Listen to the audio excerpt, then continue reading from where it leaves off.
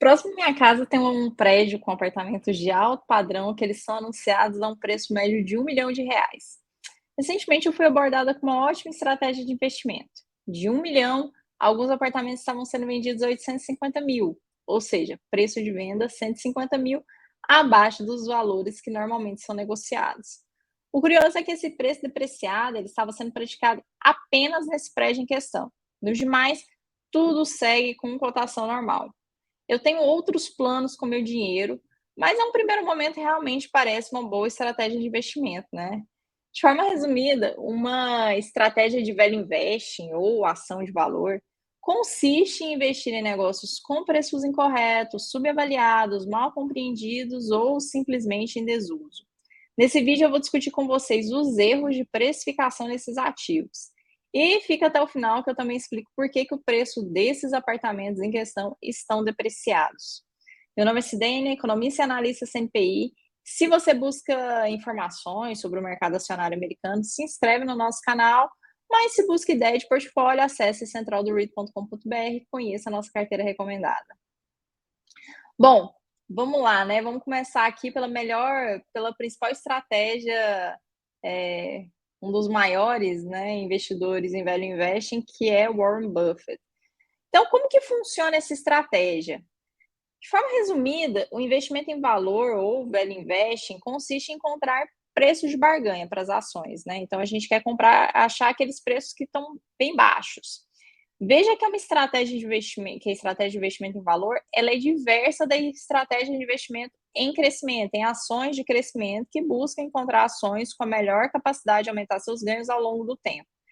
Em razão desses objetivos, ações de crescimento elas não costumam pagar dividendos e elas têm um múltiplo PL mais alto, enquanto as ações de valor elas pagam dividendos e elas têm um múltiplo PL mais baixo. É claro que para estimar o valor justo, diversas métricas irão ser utilizadas, como PL, PFFO, no caso dos REITs, relação dívida capital, taxa de crescimento preço-lucro, entre outras. Uma vez que o valor foi estimado e esse preço corrente ele estiver significativamente abaixo do valor justo, o investidor poderá avaliar se compra ou não as ações em questão. Observem que eu enfatizei o termo significativamente. Isso porque comprar um ativo barato, ou seja, com uma cotação, né, que está abaixo do valor justo, não determina ser uma ação em valor. Na nossa carteira recomendada do Central do REIT, todos os ativos que estão na nossa carteira estão com preço abaixo do preço justo estimado. Mas nem todos os ativos que estão lá são ativos de valor, são ações de valor. Então, além de estar com preço baixo, é preciso que ele esteja muito abaixo da estimativa. Mas também não só isso, não é só estar abaixo da estimativa. Esses preços, eles têm que estar mais baixos, mas também eles normalmente, mas não sempre, permanecem subvalorizados por algum tempo. Esse gráfico explicita muito bem como que a gente pode perceber uma ação em valor. Mas e aí, como que essas ações elas se tornam, né, subvalorizadas? Eu deixo aqui para vocês algumas informações, alguns quesitos que a gente pode perceber que nos mostram por que uma ação ela fica subvalorizada. Como exemplo, a gente tem mídia negativa sobre a empresa, né, flutuações cíclicas do mercado, desafios econômicos de curto prazo, correções de mercado mais amplas, não especificadas tanto da ação quanto do seu setor. Os investidores em valor, eles podem tentar capitalizar essas oportunidades, né? Aproveitar essas oportunidades, especialmente se eles acreditarem que as ações de qualidade caíram para valores muito abaixo do seu valor justo. Mas aqui, no final das contas, né, o que a gente busca, o que a gente procura aqui é como ganhar dinheiro.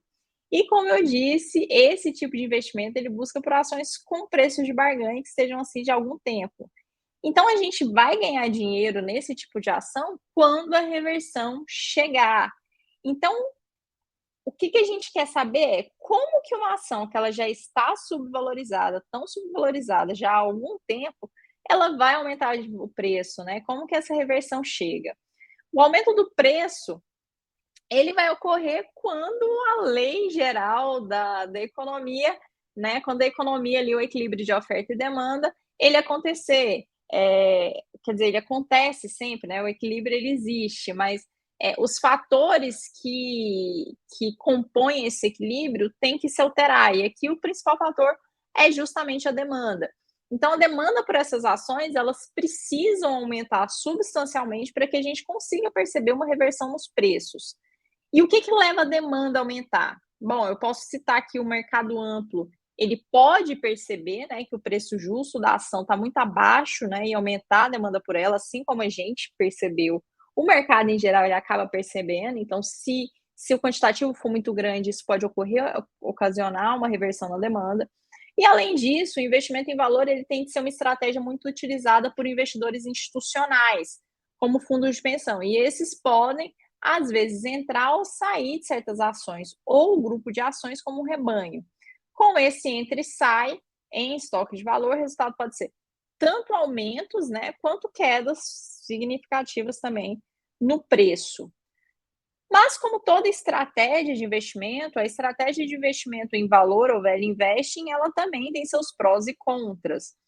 Como vantagem aqui eu cito, primeiro, dividendos. Como eu falei, as ações de valor, elas costumam pagar dividendos diferentemente das ações de crescimento. E esses dividendos podem ser utilizados pelo investidor tanto para comprar mais ações, né, quanto para ser como renda passiva. Muitos investidores, eles realmente querem uma renda passiva e é possível obter isso através de ações em valor.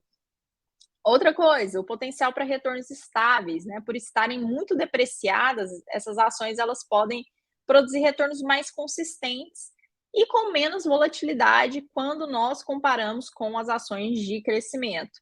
Por fim, crescimento de longo prazo. Além do ganho com dividendos, essas ações elas também têm maior potencial de valorização do capital ao longo do tempo. Mas não só de vantagem, né, se vive a estratégia de investimento em valor, ela também tem as suas desvantagens. A primeira desvantagem é uma desvantagem não só das ações de valor, mas de qualquer tipo de ação. Mas o investidor acaba acreditando que nas ações de valor ele não vai ter essa desvantagem, que é o risco de perda. Então, como qualquer outra ação, é possível essa daqui, ela sofre do risco de cair para níveis abaixo do valor que foi investido. Ou seja, não é porque uma ação ela já está bastante subprecificada que ela não pode cair ainda mais. E se cair ainda mais, o investidor vai incorrer em prejuízo. Além disso, essas ações, elas também não só essa, né, mas qualquer outra ação, ela demanda uma avaliação. Então, calcular o quão subavaliada está a demanda, está essa ação, demanda não apenas um método de cálculo, um conhecimento de cálculo, mas também demanda subjetividade, né? Lida com subjetividade nas estimativas de ganhos futuros, ventos favoráveis, ventos contrários, etc. E aqui nesse vídeo eu resolvi trazer para vocês um exemplo de uma empresa, de uma ação de valor. No canal da Central da Stock já tem um outro exemplo, que é o vídeo sobre a empresa 3M. Quem não assistiu, assiste lá. É um claro exemplo de investimento em valor e a razão de ser uma ação de valor naquele caso são os riscos legais que a empresa enfrenta atualmente. Mas aqui nesse vídeo de hoje eu resolvi trazer um outro exemplo de uma empresa de valor, que é o exemplo da Nutrien. A Nutrien é uma empresa canadense de fertilizantes conhecida pela sua enorme exposição ao potássio. A empresa aqui, durante a pandemia, como todas as empresas, né, ela acabou passando pelo fundo do poço. E o fundo do poço dela chegou ali em julho de 2020 com uma cotação de US$ 25,10. Só que aí a empresa também conseguiu alcançar, né, uma máxima ali conseguiu uma reversão significativa em abril de 2022, quando a sua cotação chegou a US$ 114,50. Atualmente, como a gente pode ver no gráfico, a empresa é negociada a uma cotação de US$ 73,15, o que representa uma queda de 40% em relação à sua máxima histórica. Nesse vídeo eu não vou fazer, também não é meu objetivo, né, fazer uma análise de mercado, eu não estou fazendo uma recomendação de compra nesse vídeo, na verdade, eu estou apenas exemplificando um tipo de ação de valor, mas o ponto é, o fluxo de caixa, como a gente pode ver nesse gráfico, ele aumentou nesses últimos 3 anos cerca de 141%.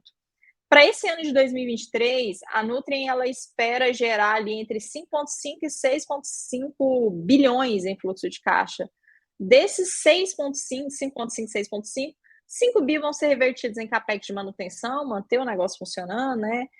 Capex de crescimento, em ativos arrendados, e 1 bi vai ser destinado a dividendos.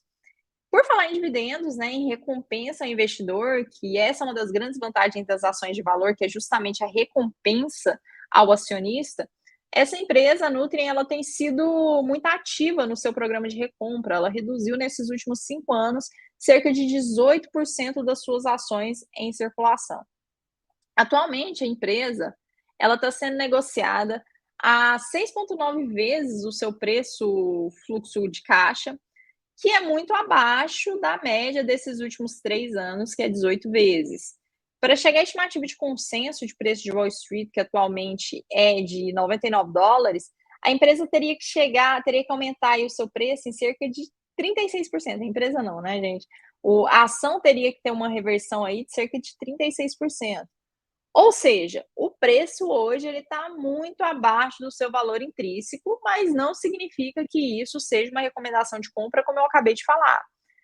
Para eu recomendar a compra desse ativo, ou para qualquer analista recomendar a compra desse ativo, o que nós precisamos fazer é olhar também para a expectativa de recuperação, para essa expectativa de reversão. O que nós sabemos é, o potencial de ganho, quando a empresa atingir o preço justo, ele é grande, né? Isso é um fato. Mas o que acontece se a empresa não atingir esse preço justo? Ou mesmo, e se o preço cair ainda mais do que ele caiu? Então, prever mudanças de preço, né, é uma ciência imperfeita, a gente não consegue fazer isso com perfeição. E nós fazemos cálculos, fazemos análises, mas nada poderá garantir como as ações irão se comportar ao investidor. Portanto, ações de valor, para ações de valor é imprescindível a gente ter paciência, já que o longo prazo irá mostrar se a estratégia foi benéfica ou não. Quanto à razão dos apartamentos, né, como eu falei lá no início do vídeo, fiz um exemplo sobre o investimento em apartamento, em imóveis, né, a razão dos apartamentos estarem sendo vendidos com um preço 25% abaixo do seu valor de mercado, eu descobri seu fato de o prédio lidar atualmente com um problema estrutural muito grave. E mesmo com a construtora ali tá prestando, né, prestando seu serviço, ela está ali tentando corrigir o problema, o mercado ele fica receoso com o risco de não ser resolvido. Então, diversos moradores estão tentando, né, vender os seus apartamentos a preços menores que o preço de mercado. E quem compra o apartamento, ele lida aí com o risco de que é possível ele ter um ganho, né? Então, ele pode futuramente, caso o problema seja revertido, ele vai poder ganhar em cima dessa valorização, ou ele vai poder perder tudo caso haja algum problema ainda mais sério do que se espera.